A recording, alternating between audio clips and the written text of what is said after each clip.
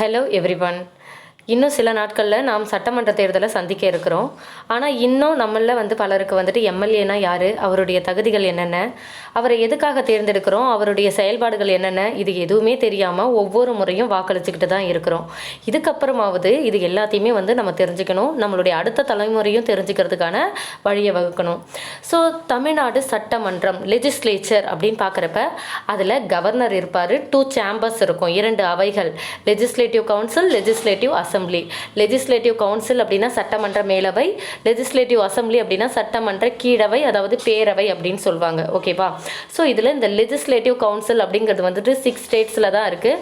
ஆனால் எல்லா ஸ்டேட்லேயுமே எது இருக்குது அப்படின்னா இந்த லெஜிஸ்லேட்டிவ் அசம்பிளி, அதாவது சட்டமன்ற பேரவை அப்படிங்கிறது இருக்குது. ஸோ இந்த சட்டமன்ற பேரவை உறுப்பினர் தான் யார் அப்படின்னா எம்எல்ஏ. சட்டமன்ற பேரவை உறுப்பினர் யார்?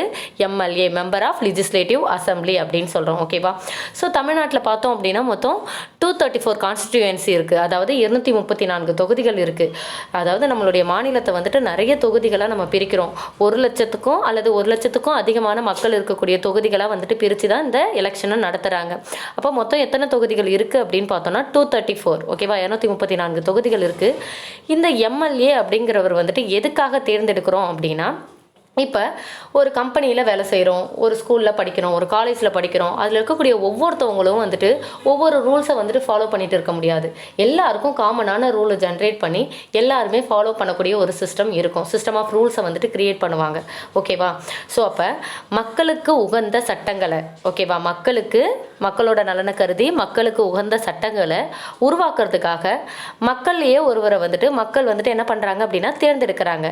அப்படிப்பட்ட தேர்ந்தெடுக்கப்பட்ட உறுப்பினரை தான் நம்ம MLA, member of legislative assembly அப்படின்னு சொல்கிறோம். ஸோ இவங்களோட வேலை என்ன அப்படின்னா மக்களுக்கு உகந்த சட்டங்களை இயற்றுவது. ஓகேவா?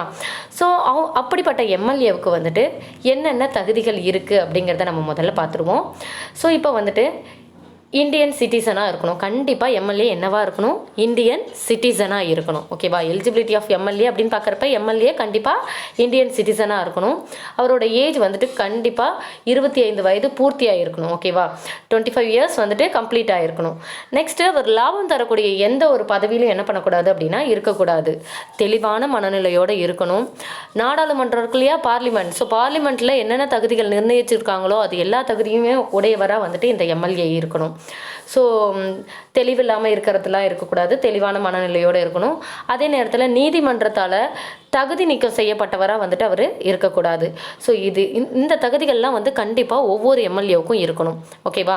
ஸோ இந்தியன் சிட்டிசன், 25 இயர்ஸ் இருக்கணும். வேறு எந்த பதவியிலையும் லாபம் தரக்கூடிய பதவியில் இருக்கக்கூடாது. பாராளுமன்றத்தில் சொல்லக்கூடிய எல்லா தகுதியும் பெற்றவராக இருக்கணும். அவருடைய மைண்ட், ஏன்னா ஒரு தொகுதியை ஆட்சி செய்யக்கூடியவர் என்ன பண்ணக்கூடாது, மனநிலை தடுமாறுறவராக இருக்கக்கூடாது. தெளிவான மனநிலையோடு இருக்கணும்.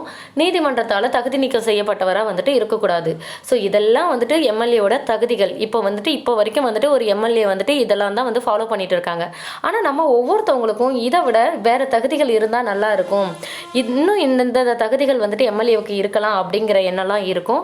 ஸோ உங்களுடைய கருத்துக்களையும் நீங்கள் எனக்கு தெரிவிக்கலாம். ஸோ அப்படி ஏதாவது ஐடியா உங்களுக்கு இருந்தது அப்படின்னா அதை கமெண்ட் பாக்ஸில் கமெண்ட் பண்ணுங்கள்.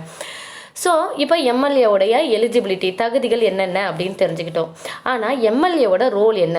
ஸோ நம்ம எல்லாருக்குமே அரசியலில் நிறைய விஷயங்கள் தெரிஞ்சிக்காமலே இருக்கும். எதுக்கு அரசியல் நமக்கு அப்படின்ட்டு என்ன பண்ணுறோம், நிறைய விஷயங்களை தெரிஞ்சிக்கவே இல்லை. ஊராட்சி தலைவர் யார், கவுன்சிலர் யார், மேயர் யார், எம்எல்ஏ யார், எம்பி யார், முதலமைச்சர் யார், இது மாதிரி நிறைய விஷயங்கள் நமக்கு தெரியல. அவங்க அப்படியே தெரிஞ்சிருந்தாலும் அவங்களுடைய ரோல் என்ன அப்படிங்கிறது தெரியாமலே இருக்குது. எம்எல்ஏ யாருன்னு தெரியுது, அவங்களுடைய எலிஜிபிலிட்டி வேணா ஓரளவு தெரிஞ்சிருக்க வாய்ப்பு இருக்குது. ஆனால் என்ன தெரியவே இல்லை, அவங்கள எதுக்காக அப்பாயின்மெண்ட் பண்ணியிருக்கோம், அவங்களோட ரோல் என்ன அப்படிங்கிறது இன்னும் நிறைய பேருக்கு தெரியவே இல்லை. இந்த வீடியோவை பார்த்தீங்க அப்படின்னா அது எல்லாமே உங்களுக்கு கிளியராக தெரியும். ஒரு நகராட்சியினுடைய தலைவரை நம்ம என்னன்னு சொல்கிறோம் அப்படின்னா மேயர் அப்படின்னு சொல்கிறோம். நகராட்சியினுடைய தலைவரை என்னன்னு சொல்கிறோம், மேயர் அப்படின்னு சொல்கிறோம். ஸோ அவருடைய பொறுப்பு என்ன அப்படின்னா நகரசபை சேவைகளான இந்த சாலையை பராமரிக்கிறது, குப்பையை வந்துட்டு அகற்றுறது, குப்பை மேலாண்மை, நீர் வழங்குறது, குடிமக்களுக்கு தேவையான நீரை வழங்குறது, மின்சாரம் வழங்குறது, இதுதான் வந்துட்டு நகரசபை சேவை. இது அனைத்தும் வந்துட்டு குடிமக்களுக்கு வந்துட்டு வழங்கப்பட்டு இருக்குதா அப்படிங்கிறத உறுதி செய்யறது வந்துட்டு யார் அப்படின்னா கவுன்சிலர். ஓகேவா? ஸோ அப்படிப்பட்ட இந்த நகராட்சிகளுக்கு வந்துட்டு இந்த பணிகள் எல்லாம் செய்யறதுக்காக என்ன பண்ணுவாங்க, மாநில அரசாங்கத்திலேருந்து நிதி வந்து ஒதுக்கீடு செய்திருப்பாங்க.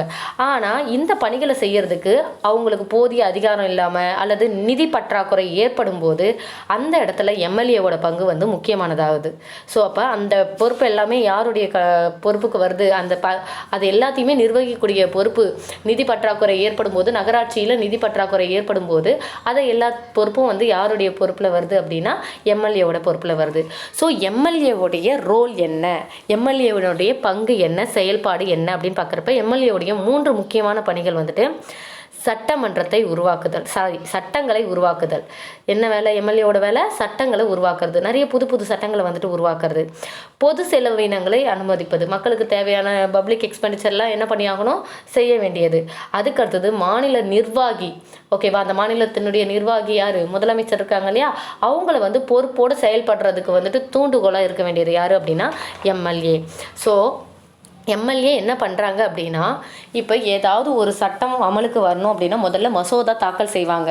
ஃபார் எக்ஸாம்பிளுக்கு எந்த ஒரு விஷயமா இருக்கட்டும், இப்போ ஹெல்மெட் வந்துட்டு எல்லாரும் கட்டாயம் போடணும் அப்படிங்கிறத வந்துட்டு முதல்ல என்ன பண்ணுவாங்க, எடுத்த உடனே ஹெல்மெட் போடணும் அப்படிங்கிற சட்டம் வந்து அப்படியே வந்துடாது. ஃபஸ்ட்டு என்ன பண்ணுவாங்க அப்படின்னா, ஒரு கூட்டத்தில் வந்துட்டு சட்டசபை கூட்டத்தில் வந்துட்டு என்ன பண்ணுவாங்க, எம்எல்ஏக்கள் வந்துட்டு யாராவது வந்து என்ன பண்ணுவாங்க, இது மாதிரி நிறைய விபத்து ஏற்படுறதால என்ன பண்ணணும், ஹெல்மெட்டை எல்லாரையும் போட சொல்லி ஒரு சட்டத்தை கொண்டு வரலாம் அப்படின்னு என்ன பண்ணலாம், ஒரு மசோதாவை முதல்ல தாக்கல் செய்வாங்க. அப்படி தாக்கல் செய்ததுக்கு அப்புறம் அதை எல்லாருமே என்ன பண்ணுவாங்க அப்படின்னா விவாதிப்பாங்க. அவங்களுடைய கருத்தை வந்துட்டு சொல்லுவாங்க. சிலர் வந்துட்டு அவங்க பாசிட்டிவாக சொல்லலாம், சிலர் வந்துட்டு அப்போஸ் பண்ணலாம், இதனால் நிறைய இஷ்யூஸ் இருக்குது, ஸோ இது வந்துட்டு தேவையில்லை அப்படின்னு சிலர் சொல்லலாம். நிறைய பேர் வந்துட்டு என்ன பண்ணுவாங்க, சில பேர் வந்துட்டு வேணும் அப்படின்னு சொல்லலாம். ஸோ அப்போ அங்கே ஒரு விவாதம் வந்துட்டு நடக்கும். ஸோ இந்த விவாதம்லாம் நடந்ததுக்கு அப்புறம் ஃபைனலாக வந்துட்டு கவர்னர் என்ன பண்ணுவார் அப்படின்னா அதை வந்து சட்டமாக்கலாமா வேணாமாங்கிற டெசிஷனை எடுப்பார். ஸோ கவர்னர் வந்துட்டு அதில் சைன் பண்ணதுக்கு அப்புறம் தான் அந்த மசோதா வந்து என்னவா மாற்றப்படும் அப்படின்னா சட்டமாக மாற்றப்படும். அப்போ அந்த சட்டத்தை உருவாக்குறதுல முக்கிய பங்கு யார் வகிக்கிறா அப்படின்னா எம்எல்ஏ. ஓகேவா? சட்டத்தை உருவாக்குறதுல முக்கிய பங்கு யார் வகிக்கிறா, எம்எல்ஏ. ஓகேவா? ஸோ அது மட்டும் இல்லாமல் புது சட்டங்களை உருவாக்குறது மட்டும் இல்லை, ஏற்கனவே இருக்கக்கூடிய சட்டங்களை மாற்றணும். அப்போ இருந்த சட்டம் இப்பயும் கரெக்டாக இருக்கும் அப்படின்னா வாய்ப்பு இல்லை. ஸோ காலத்துக்கு ஏற்ற மாதிரி அதுலேயும் என்ன தேவைப்படுது, மாறுதல் தேவைப்படுது. அப்போ சட்டத்தை சீர்திருத்தணும் அப்படின்னா அதையும் வந்துட்டு அந்த கருத்தையும் வந்துட்டு எம்எல்ஏ வந்து அந்த சட்டசபையில் என்ன பண்ணலாம், முன்வைக்கலாம். அப்படி வச்சு அதுலேயும் சீர்திருத்தத்தை கொண்டு வர முடியும். ஸோ அப்போ புது சட்டங்களை உருவாக்க முடியும், ஏற்கனவே இருக்கக்கூடிய சட்டங்களில் சீர்திருத்தங்களையும் கொண்டு வர முடியும். அது மட்டும் இல்லாமல் சட்டசபையில் வந்துட்டு பொது முக்கியத்துவம் வாய்ந்த விஷயங்கள் இருக்கும் இல்லையா. ஸோ இப்போ வந்து ஏதோ ஒரு இஷ்யூ ரீசெண்டாக போயிட்டே இருக்குது. ஓகேவா? மக்களிடையே வந்துட்டு பரபரப்பாக ஒரு விஷயம் வந்துட்டு இருக்குது, இல்லை மக்களுக்கு வந்து அதிக பாதிப்பு தரக்கூடிய விஷயம் ஏதோ ஒன்று நடக்குது. அப்போ அந்த விஷயத்தையும் வந்து சட்டமன்றத்தில் சட்டசபை கூட்டத்தில் என்ன பண்ணலாம் அப்படின்னா எந்த ஒரு எம்எல்ஏவும் வந்துட்டு எழுப்பலாம், அவங்களுடைய என்ன பண்ணலாம், அவங்களுடைய கருத்தை முன்வைக்கலாம்.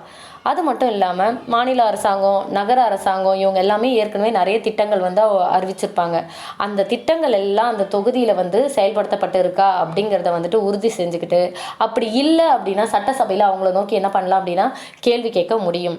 இந்த திட்டம்லாம் நீங்கள் செய்கிறேன்னு சொன்னீங்க, ஏன் இப்போ அதை நீங்கள் செய்யலை அப்படிங்கிற கொஸ்டின்ஸை என்ன பண்ணலாம், எழுப்ப முடியும். ஓகேவா? அது மட்டும் இல்லாமல் ஸோ மக்கள்கிட்ட இருந்து என்ன வாங்கிக்கிட்டு இருக்காங்க, ஒரு அரசாங்கம் வந்து ரன் ஆகணும் அப்படின்னா அதுக்கு தேவையான பணம் வந்துட்டு மக்கள்கிட்ட இருந்து வரியாக தான் வந்துட்டு வாங்கப்படுது. ஸோ அப்போ மக்கள்கிட்ட இருந்து வசூலிக்கப்படுற அந்த வரி பணத்தை அரசு எவ்வாறு செலவிடுது, கவர்மெண்ட் வந்துட்டு எப்படிலாம் வந்துட்டு செலவு பண்ணுறாங்க அதை கரெக்டாக ஆராய்ந்து அதில் அதை வந்து கேள்வி கேட்கலாம், என்னென்னத்துக்கெலாம் செலவு பண்ணாங்க அப்படின்ட்டு நம்ம என்ன பண்ணலாம், கேள்வி கேட்கலாம். எம்எல்ஏ என்ன பண்ணலாம், கேள்வி கேட்கலாம் அந்த சட்டசபையில். சப்போஸ் அவங்க சொல்கிற பதில் வந்துட்டு முரண்பாடாக இருக்குது, அந்த நிர்வாகி சொல்கிற பதில், முதலமைச்சர் அல்லது நிர்வாகத்தில் இருக்கக்கூடியவங்க சொல்கிற பதில் வந்துட்டு முரண்பாடாக இருக்குது அப்படின்னா அந்த இடத்துல பிரச்சனையை எழுப்பக்கூடிய அதிகாரம் யாருக்கு இருக்குது அப்படின்னா எம்எல்ஏவுக்கு இருக்குது. ஓகேவா? அப்போ முதல்வரையே வந்துட்டு என்ன சொல்கிறது, முதல்வரை வந்துட்டு சரியாக செயல்படக்கூடிய வைக்கக்கூடிய அதிகாரம் யாருக்கு இருக்குது அப்படின்னா எம்எல்ஏவுக்கு இருக்குது. ஓகேவா?